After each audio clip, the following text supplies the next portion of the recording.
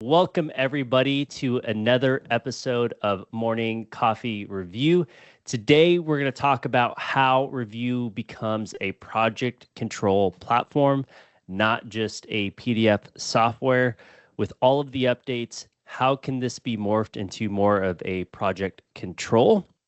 And that's what we're going to talk about today. Today, I am honored to be having our guest here, Mr. Matt Lynn. Thank you for joining us today. How are you doing, Matt? I know you've already talked a little bit. If you join early, everybody, you'll get a little bit of some banter and conversation. How are you feeling, Matt? I'm good. Thank you for inviting me. I'm always happy to be here. I'll say it again. I am on the back end of a cold, so I'm also on meds. So Medicine. bear with Yes. me. Yeah. But other than that, I'm feeling good. How are you feeling? Good. Excited. We are running through the end of December. I can't believe it's already here. So we have a couple of updates on what's going to be happening. Just so everybody's aware, Bluebeam is having a price increase. It is a 10% price increase that starts at the beginning of next year. So just everybody that wants to be well aware of that, if you're in that side, understanding where pricing is going. And then, as always, for those users that had a perpetual base license and had the net neutral transition, you always have a 10% compounding interest net gross over that license itself. So you already knew that, but for overall 10% increase for everyone else. Those are the Bluebeam updates. Make sure if you didn't check out that email last time I posted in here, you can try to get access to the beta if you're part of the Bluebeam community group. So make sure you join the community group over there and you are in tune.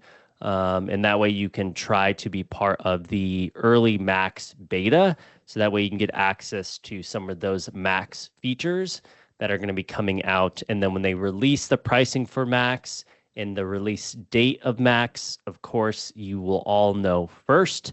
When I know, you'll know. What else? Let's see. Any other questions? So is everyone liking the possibility of Vegas for next year? Unbound. If I remember correctly, there won't be an Unbound until 2027. 2026 will most likely be a live event. So I think they're going to switch between live and then Unbound. Let's see what else. Next one better than the radio silence after the last 6 on Vegas. It's okay. Get Vegas as long as it's not July. Yeah, that's the next Vegas one. Yes, is hot in July. It's really hot. Yeah, it's as hot as Phoenix. Probably I'll just say like Arizona area. No, it probably gets as hot as Phoenix. Toronto North. Yeah, so I think they're gonna do live events between every other year of full single event. So if anyone doesn't remember, they had live events last year, and then they had a full event the year after. So live events were like sprinkled around the United States. There was one in Australia. There was one in EU. And then did they have one in Canada, Doug? A live event? I don't remember. New York. And that New York. Okay. And then they had the Unbound event. Okay. Well, with that, any other questions? As always, this is about you, the community. So feel free if you want to see a specific workflow and you don't want to go through my list that I have today. Today, we're going to be talking specifically about the markups list and then how some of these processes can be intertwined between them. So we're going to do custom statuses. We're going to talk about standardizing some of your tool sets, some status logic mentality of how we're going to be using those. We're talking about filtering and sorting and then generating some summary reports directly in Revu. We'll also talk a little bit about sessions if we have some time on how you can bring those files into Studio Sessions too. So as always, if at any point you had a burning question specifically about product roadmap, where Bluebeam's going, or maybe just a specific workflow that you want to see here live at any point, use the chat feature. That's what this is all about as well. But let's jump on in and start talking about some of these workflows.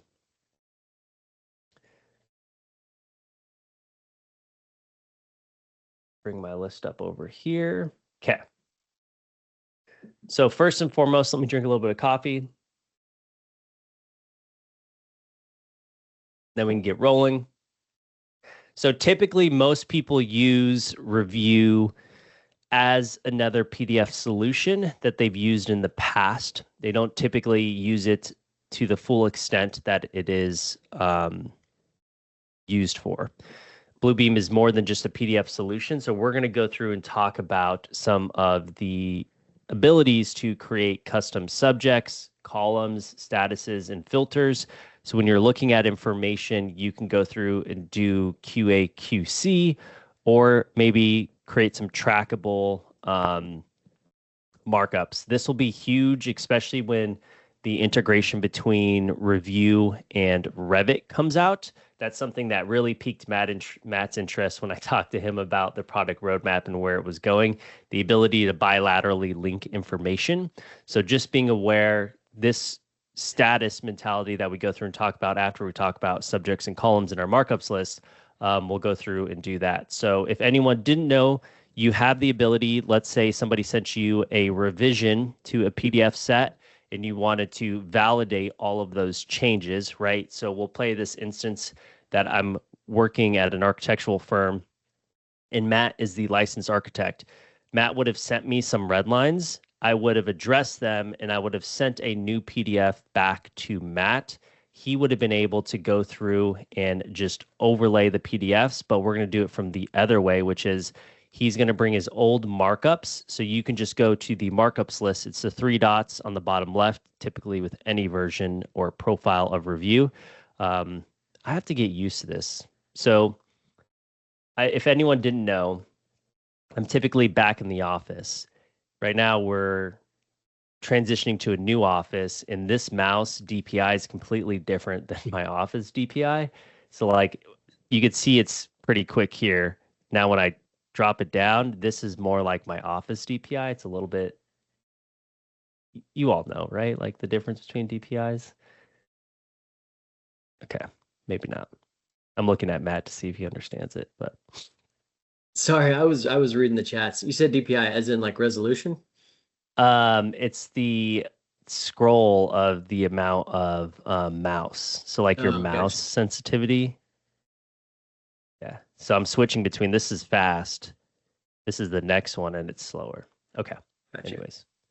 So you can import your markups. So I'm going to go through my documents and all I need to go through and do is go to Bluebeam and then I have some already pre-existing ones, and this would have been the same workflow that Matt would have been able to do and look at his specific markup. So you can always import your markups from one PDF to the next, and then you can validate if those changes were made, right? So we could tell this would have been a bad thing. Matt would have emailed me back and said, did you update anything? And I would have probably said, oh, sorry, I sent the wrong PDF because I didn't, right? It's not updated. Things weren't removed. But how can we go through and verify who sent what? Down here in the markups list, you can organize your data. So down here, I'll actually import an additional one. So we have a couple of them so we can see the differences. Down in the markups list, if you created your custom tool sets to have colors, which is great identification for who's doing what, and that doesn't need to be between like the engineer and the architect. It could be individually at firms. You can color identify by who made what, but also down in the markups list, you can create what's called subjects, which is the same thing over in the tool set. You can create a specific subject for a specific user of who did what. So over in the markups, the tool sets, whenever you make a markup, identify it not by the subject, which it defaults to what the type of markup it is. Like if I make a revision cloud, that subject will be cloud. What you want to do is subject it to something like either your name or your role. That way in the markups list, you can start itemizing all of your data specifically to what that is. So in order to do that, you have these items down here called columns. And these columns, you can sort by any of the columns here in your list. And that can just be by selecting or left clicking on any of the columns. So maybe you want to see by author, you can select that column and it will itemize all of those markups specific to the columns themselves. So as I go through and look, the same person is the architect and the engineer, which actually, ironically enough, could have been Matt, because Matt also got an engineering, right? Mm-hmm. Yep. Okay. So I'm going to go to subject.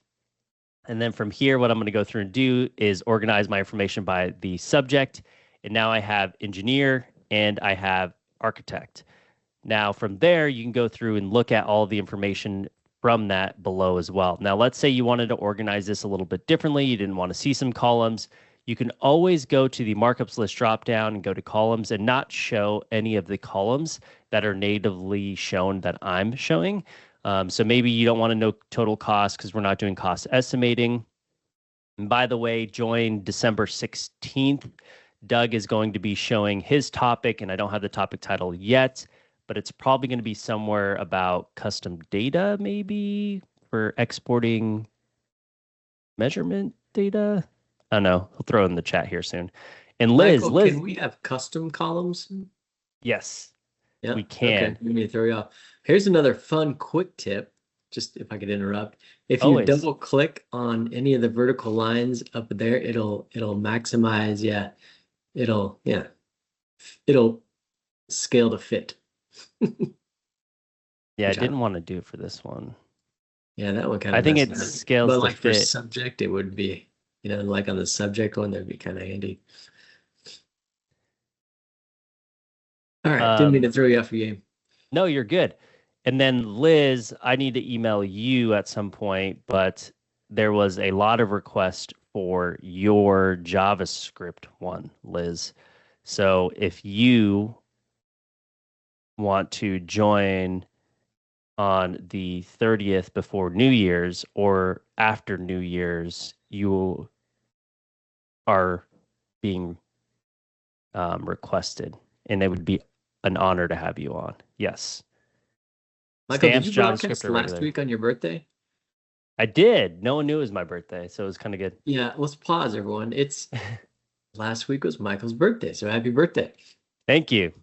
Yep. Now you're in your 22? No, just kidding. I think I'm 20. Yeah, 22 now. Excellent. Yeah, I don't know. Everyone was talking about the JavaScript, Liz. I don't know which one they wanted. I think it was a JavaScript. Yeah, everyone said stamps and JavaScripts. Thank you. It was my birthday. My birthday always falls. It's November 25th, but it typically falls right around Thanksgiving. And this year, your mom's birthday was on Thanksgiving. Yes. So my mom's birthday is 2 days after mine. Hers is the 27th.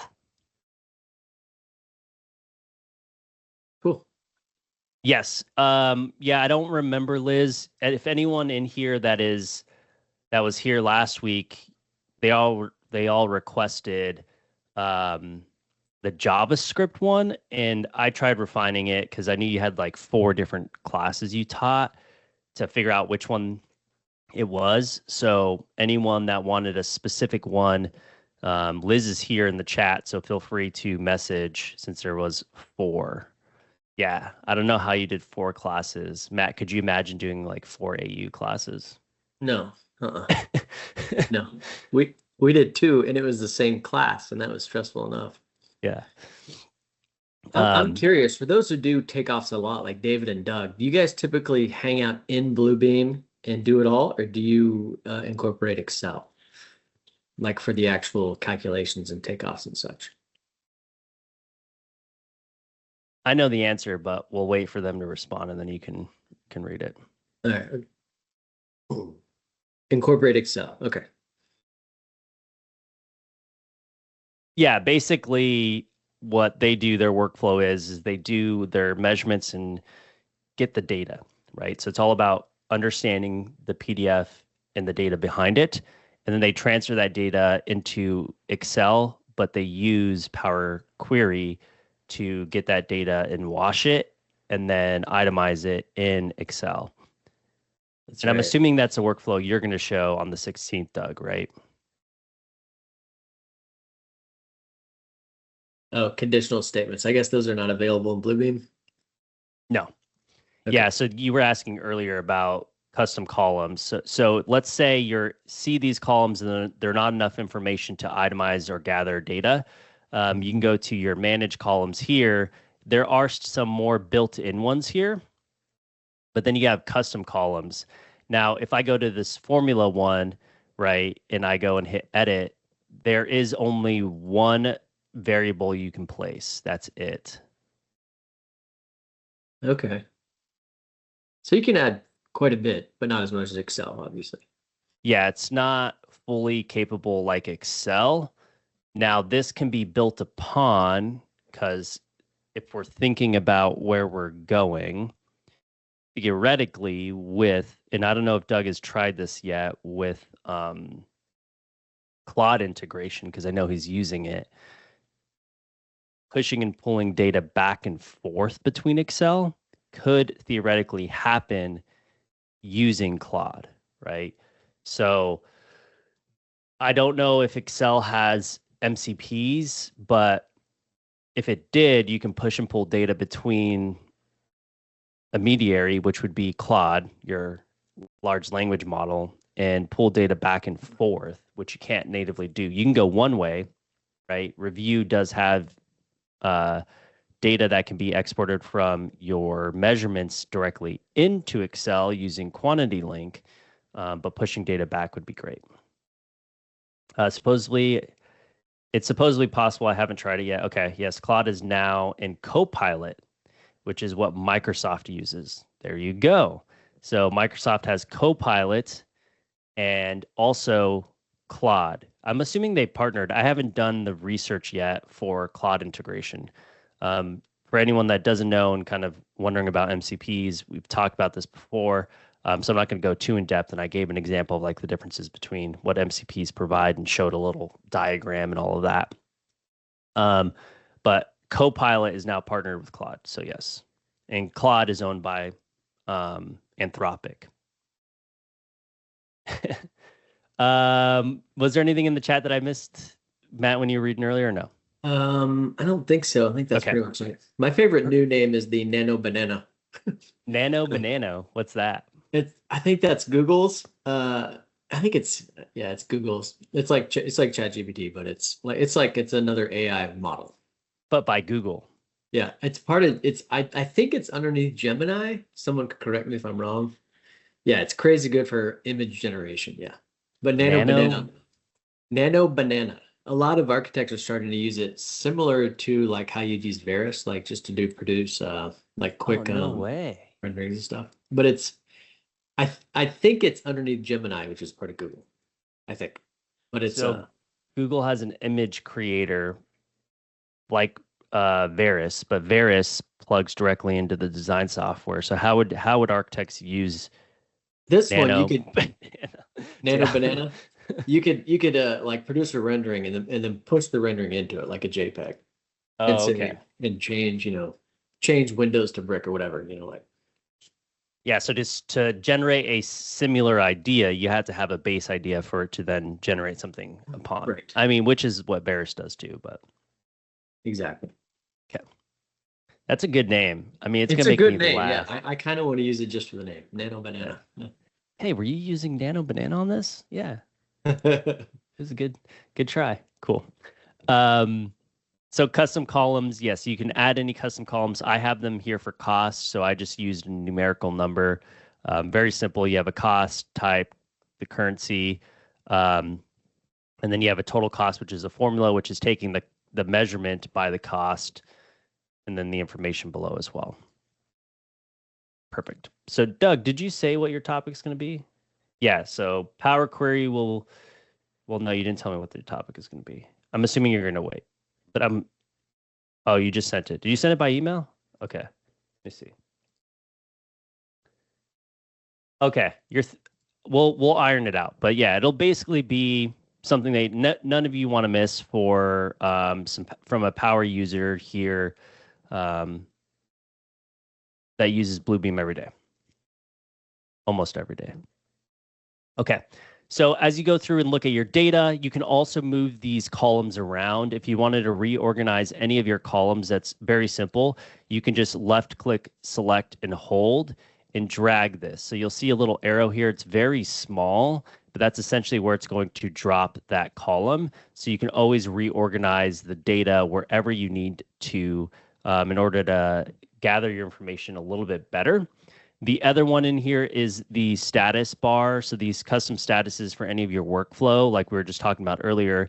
If I were to be using this, this will be heavily used, I think, when the integration between Revit and Bluebeam comes out, because you'll have something very similar, and I'll bring this up just to show you what it will look like, because they showed the example at Unbound. Bluebeam, what is it? app.bluebeam.com. It'll look like the Bluebeam Cloud app for your status checks. So let me go in and sign in. And essentially what you'll do is status colors will change too in your design environment.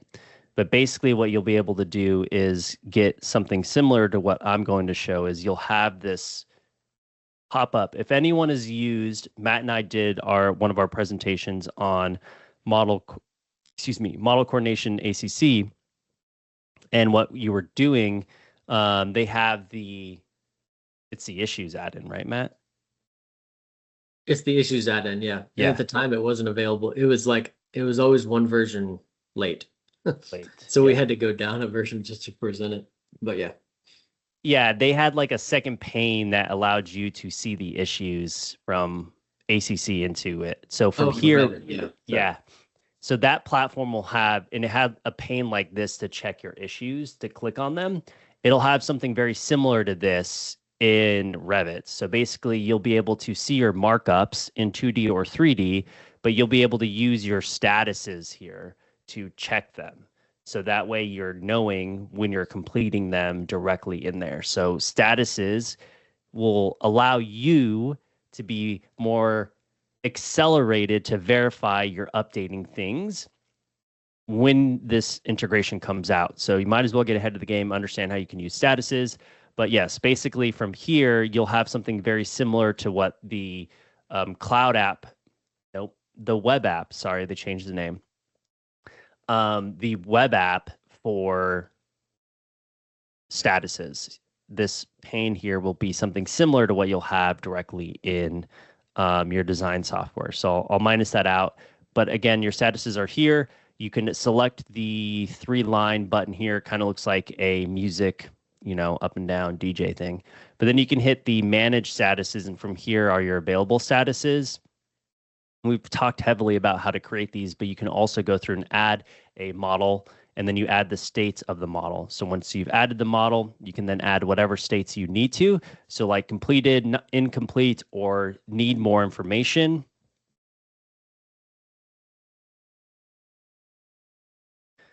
And then from there, you can, I haven't ever really thought of a workflow that would change the text, so it would add a comment essentially. But from here, what you could do is you can change a color, and it would essentially be red, so that that person knows that it needs more info. It doesn't, not do they just know visually because it's red, they'll also now know because the status will read need more info as well, and who did it at what time. And then you can save these to your profile. So just making sure that you save these to your profile. I hit OK. And then from here, I can go through and then change my statuses. So you can select need more info because I need to know, Matt, why do you want me to remove this door? Well, because there's no wall. But it's, Michael, I can't, you're right. You absolutely have to do that color step, because if you don't, your colors and your statuses are not matching up, which is absolutely critical in my opinion. Yes. If it's complete yellow, like you need to see that. If you don't see that, there's a total disconnect. It's kind of like when you do go back to AutoCAD, you could do colors by color or by layer. You have to do by layer. It's the same thing in Bluebeam. do it by status. Yeah, because it's that visual confirmation, right? It makes it a lot easier versus scrolling through a list. A list is great at the end of the day when you're trying to see a report, but visually, as we all know, us in the industry are used to that visual confirmation, right? And it'd be very easy for me to send this to Matt and he reviews it visually. Oh, these are the things I need to address and kind of itemize.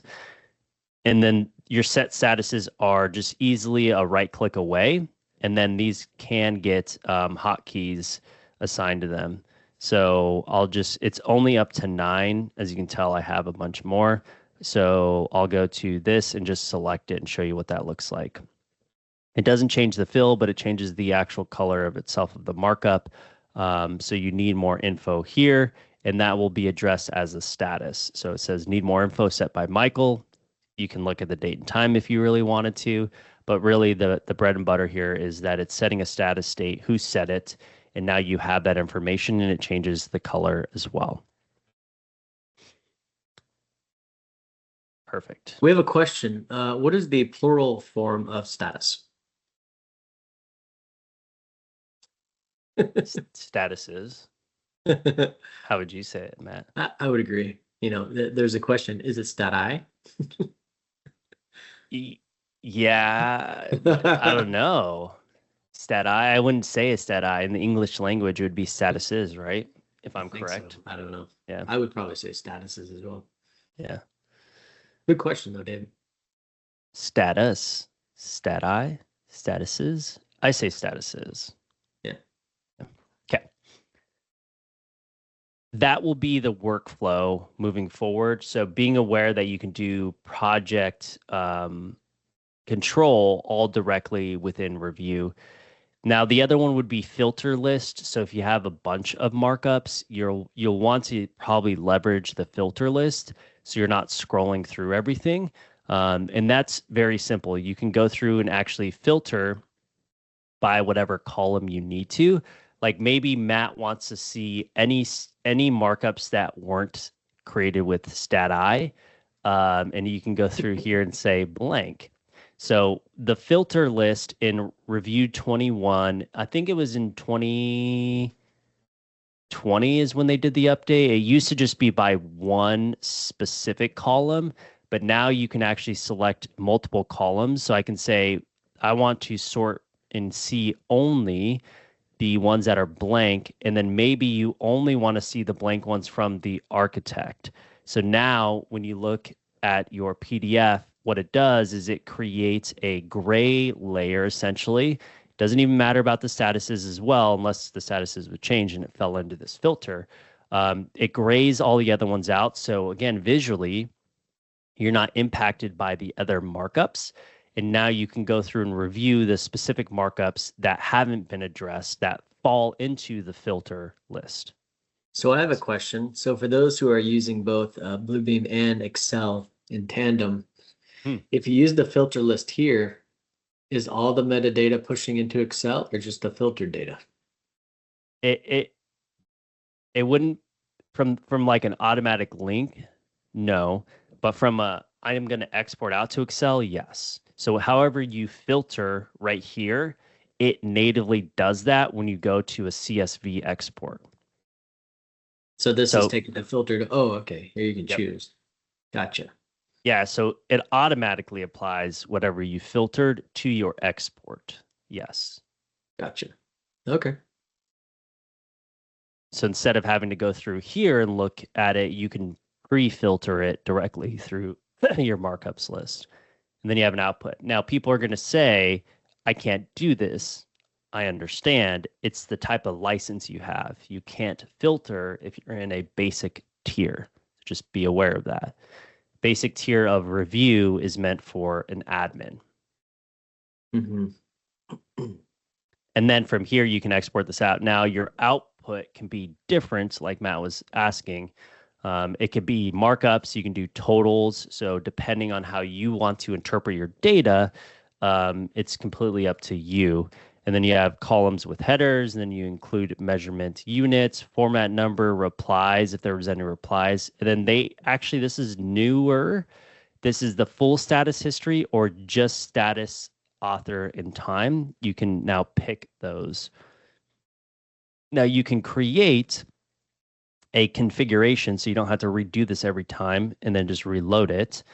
And then this could also standardize across the entire company, right? Standardizing the way we use our data is going to be key with AI in the future. And I'm sprinkling all of this data and AI information in because, folks, we are here and no one is ready for structured data. So that is a big topic. I have a white paper that's going to be coming out. Actually, I don't know if it's a white paper or a blog. I'm leaving it up to our marketing team that's reviewing the paper I submitted on how they want to show it. But basically talking about how I think it's around 7 to 6% of our industry wide has structured data ready for large language models, meaning standardization and across the board having the correct way that an LLM is going to interpret our data to standardize across an entire company. 7% of our industry is ready. That's it. And that would be true for both LLM and the opposite. What's if it's not an LLM, if it's not a large language model, it's what's the term? Natural language model. And so that data would need to be structured as well, right? Probably All even data. more important because it's not leveraging anything from the internet, if I understand that correctly. Yeah, natural language model is anything accessible, right? Yeah. Natively where it's at. Large language model would be leveraging information outside. Yeah, 7% is pretty generous, David. I'm giving some benefit of the doubt there. So something Doug said that I totally agree with when I asked my original question on does it filter, he said just export it all, let PQ sort it out, Power Query. I always take that same stance whenever when I pull from like Panda docs. Give me all the data. I'll sort it out over here in Excel or whatever. I agree. I always take all the data you can and filter it on the end product. Yeah, and that's Doug showed that a lot, and it's going to be great for those folks that are looking for how you can structure your data, and you pick where you're going to conform your data at. And there are great solutions that people can use for that, depending on your workflow. Now, for someone like Doug that's doing cost estimating, his preferred method is using Power Query to sort and itemize his data. Now, if you want to do it this way, there is some built in, but it's not going to be enough on his workflow because it's very in-depth.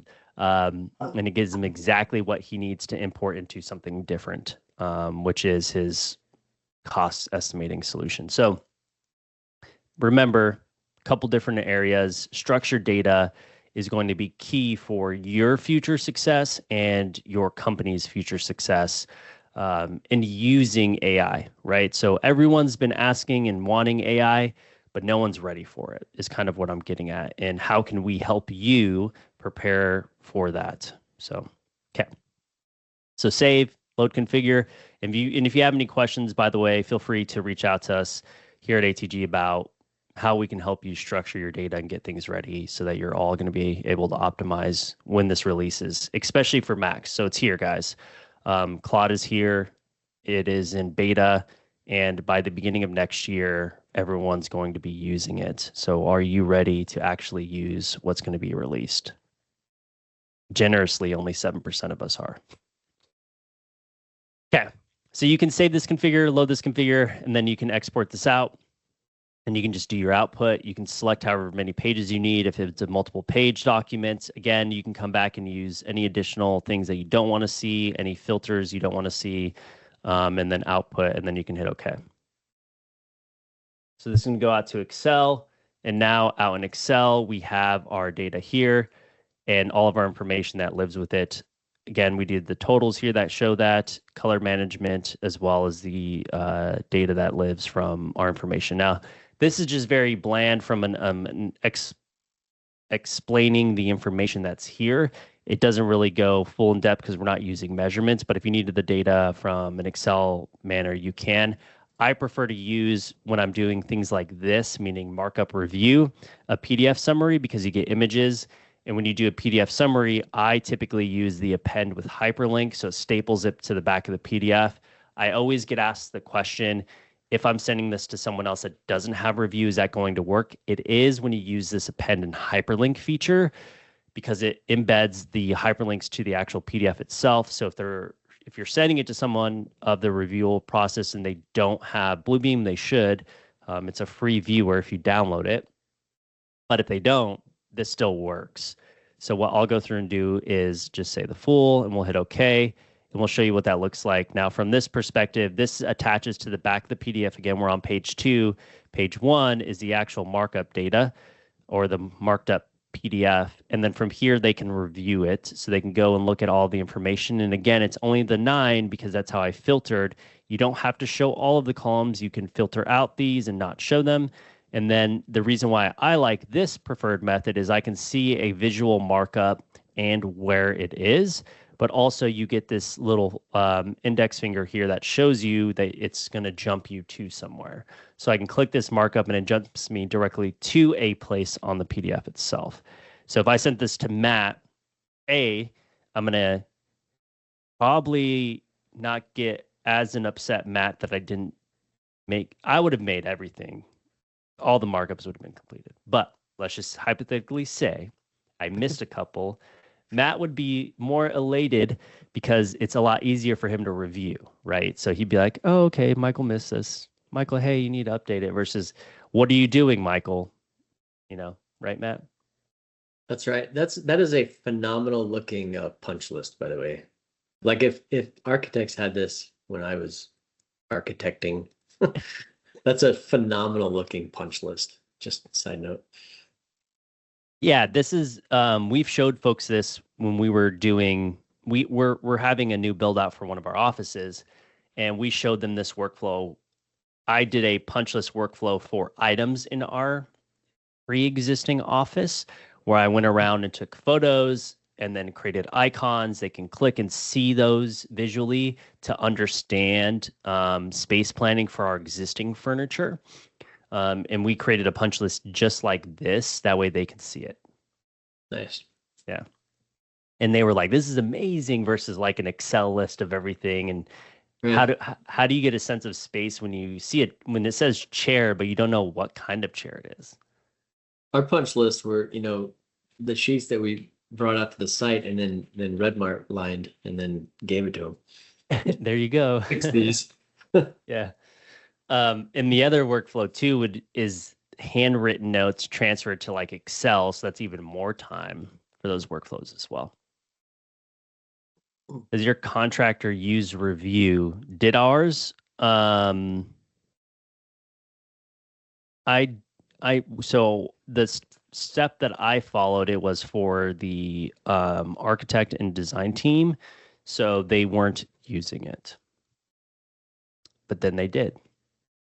David had a comment here that's good. It says, one of the best explanations I've heard of AI tools in general is that they are like a very fast intern. Very fast and quick, but don't know what they don't know. Yes. They don't know what they don't know. Yeah. Good explanation. And they don't, so I'll build on that because they don't know what they don't know. And when it could be an intern that builds bad habits because, I mean, we've all been there. If you go and start at a firm, there's that one person that knows all of the process. And then you may go to the next person, and that next person also knows all of the process. But they both do it completely differently and get completely different outputs. So imagine an LLM, a brand new intern, that's going to soak up all of this information that you're giving them, but they're going to have two different processes with two different outputs. That's not standardization, right? Mm-hmm.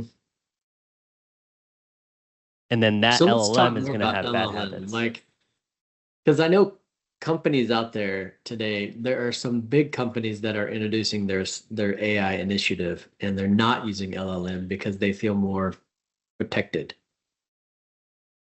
You know what I mean?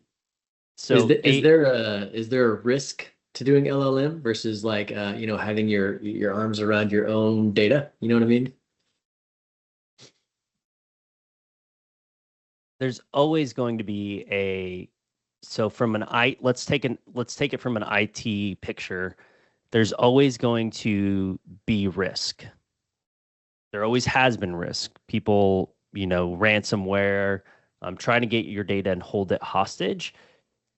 That has always been a known risk.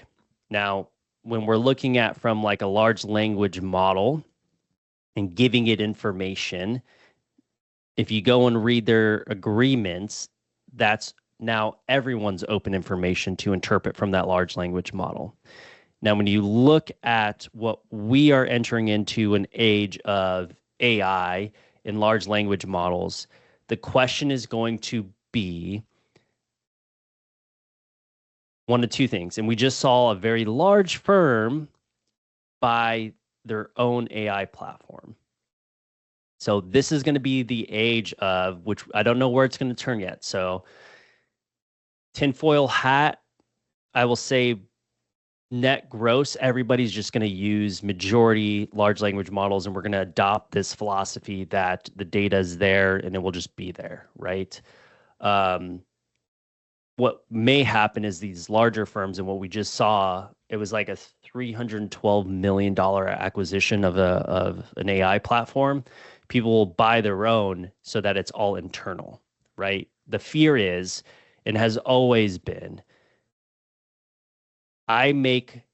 people come to me because my design set is specific to how I do things, right? So I don't want anyone to have my sections.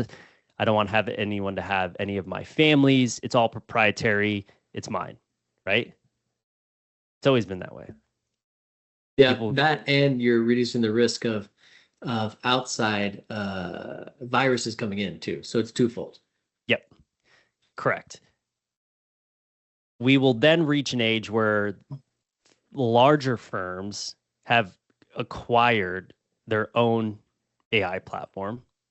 So we're not competing with them and worrying about the grabbing of your data, but how do we compete with them? They're doing things 4 times as fast, and they can charge a lower rate because of that, right? So how do I compete, Matt, with you, we'll just say, I'm not going to name the company name, but if someone knows it and seen it, feel free to put it in the chat. You work at this company that just acquired this AI platform. They're going to launch it. They're going to put it all over their data. It's going to understand their specific data, and it's not going to be open to anyone else, right?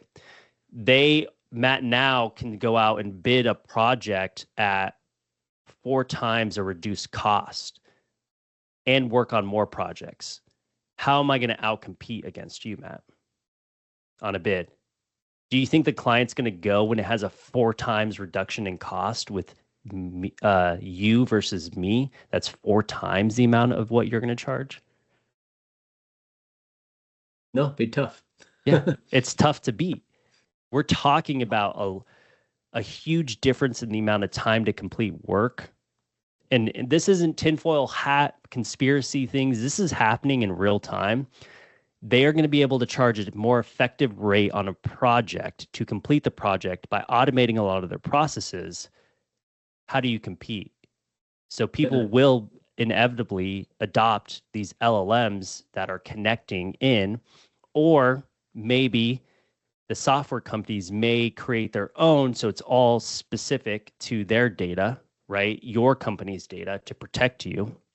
Or some may use outside, where it's just visually looking over at the ones and zeros back and forth. That's another option. We're just reaching a time. I'm excited about it.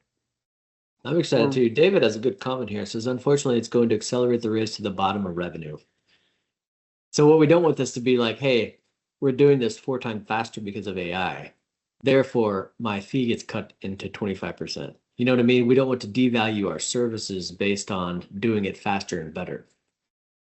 Is how I understood that comment. But it's a valuable statement. You know what I mean? We don't want to devalue our services based on the ability to do things more efficient. I 100% agree with that comment.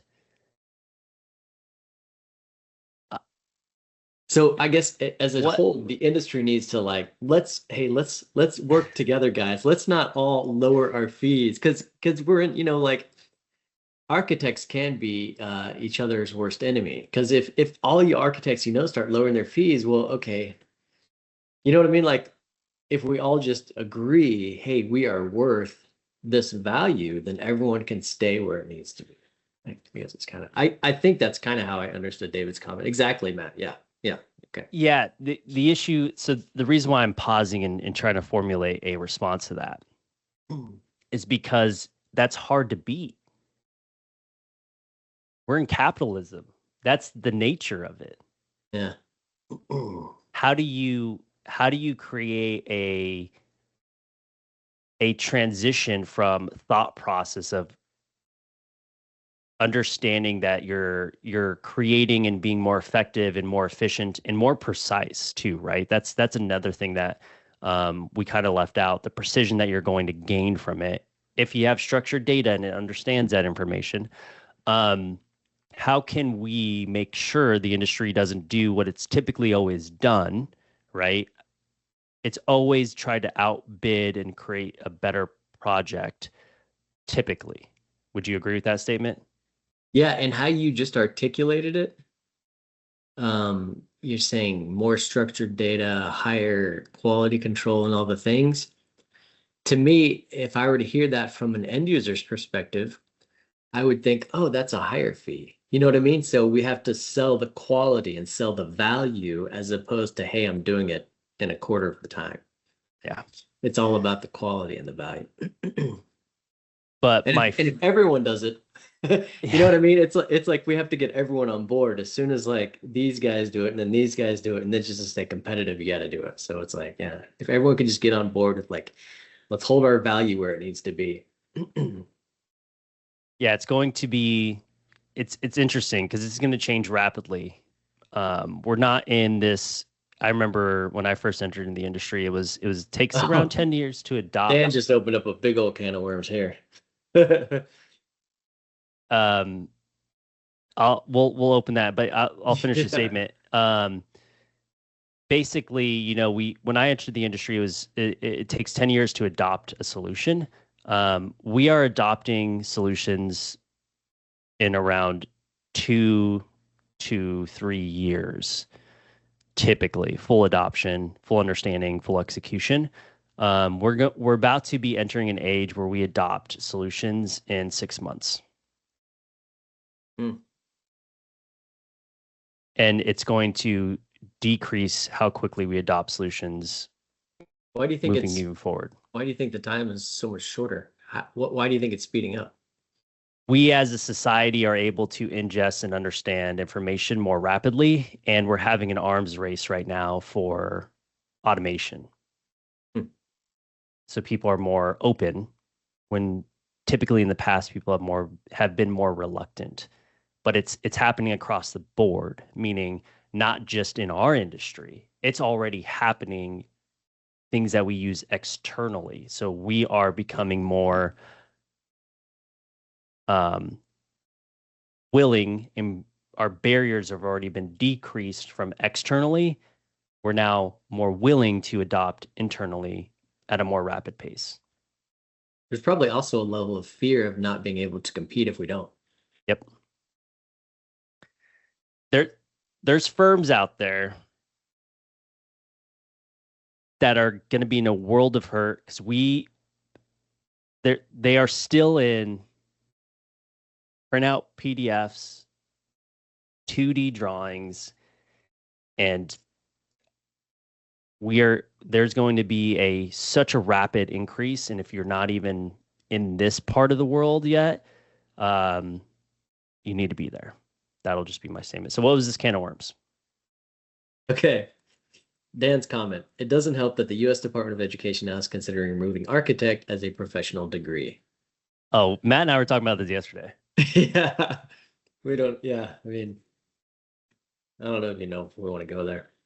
It's affecting obviously not just architects, like nurses, nurse practitioners, like it's hitting a lot of people, but I guess it's a method of controlling how much money is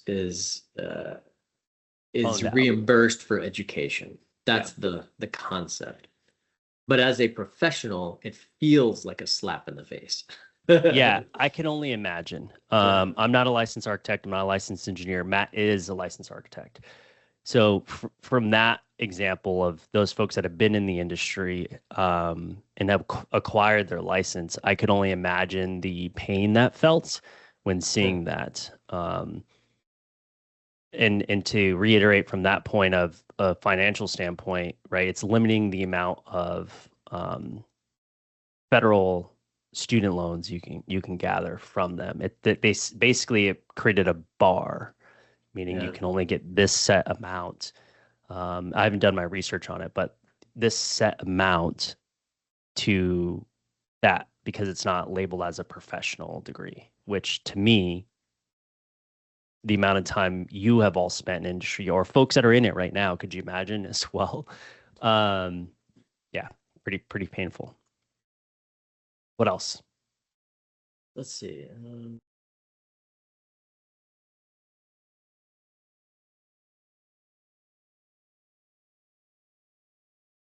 No more Bumwad sessions. Yeah. Michael, do you know what Bumwad is? Nope. Okay. Bumwad is an OG term for trace paper. Oh, okay. Yeah.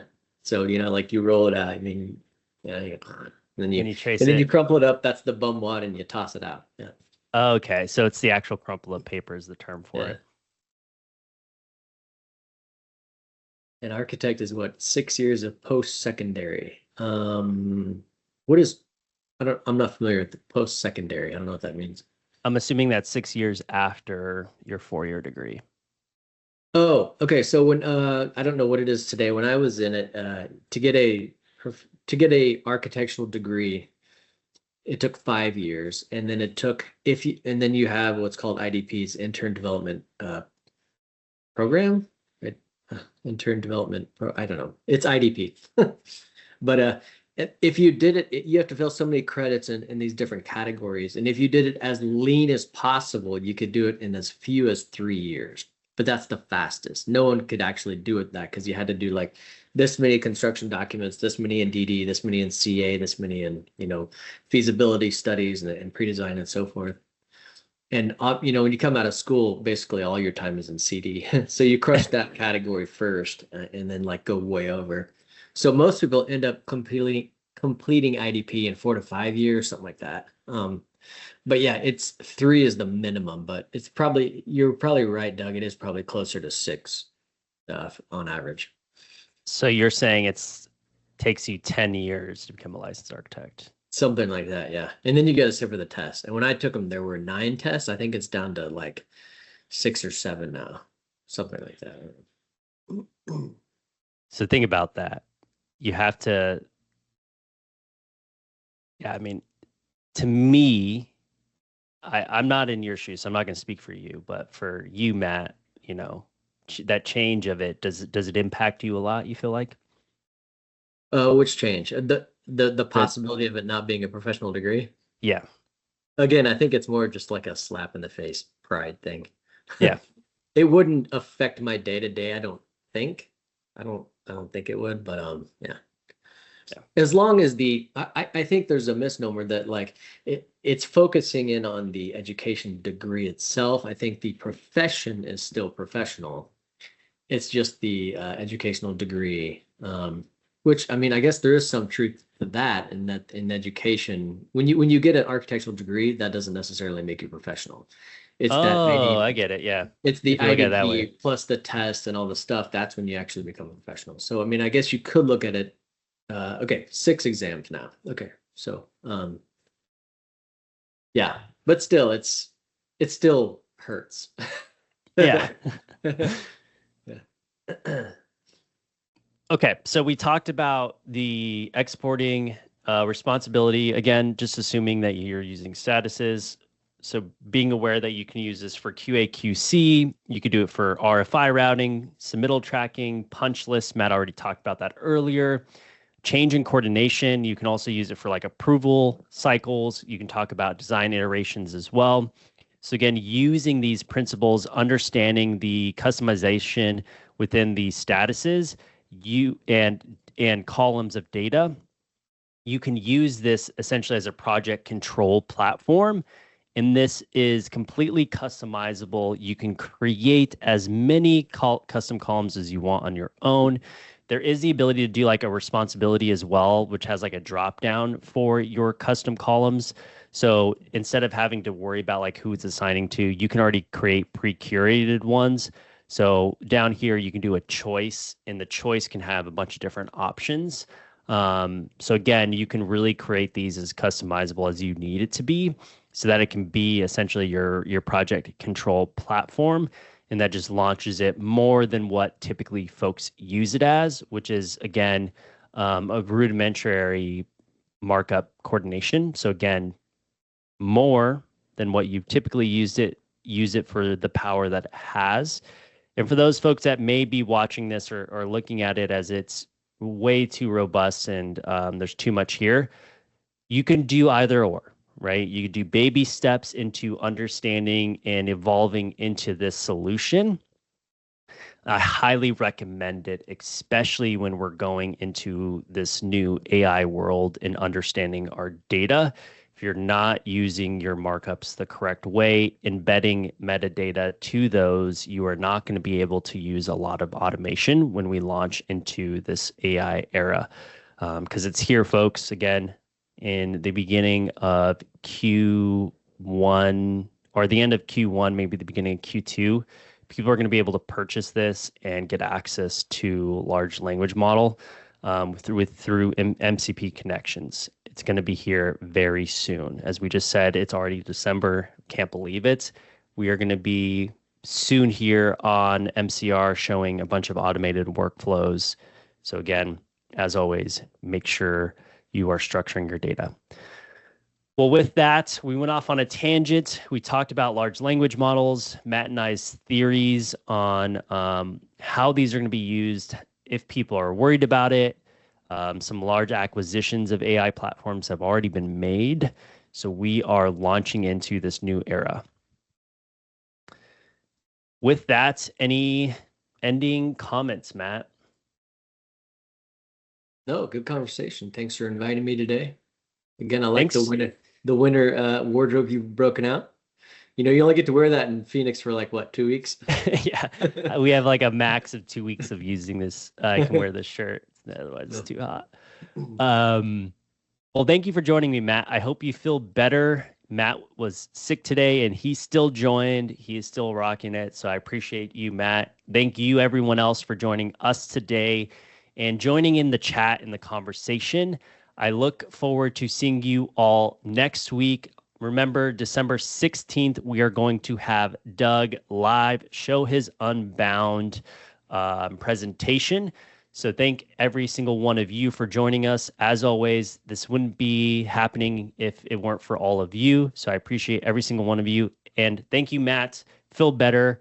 We'll see you all next week. Yeah. Thank you, everyone.